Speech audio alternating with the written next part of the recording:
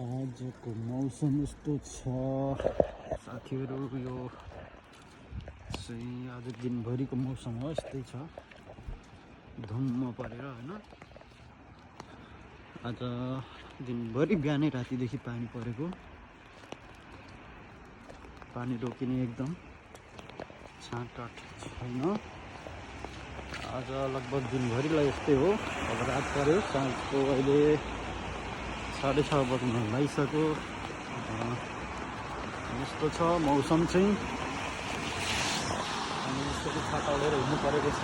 बजार निस्किँदैछु म, साँझ परेको बेला गाउँहरू मौसम अब झरी हिउँ पर्न थालेको, अब झरी पर्न थालेको छ। बर्खा लागेको छ कोरियामा पनि। त्यस्तै छ है त साथीहरू मौसमको अपडेट।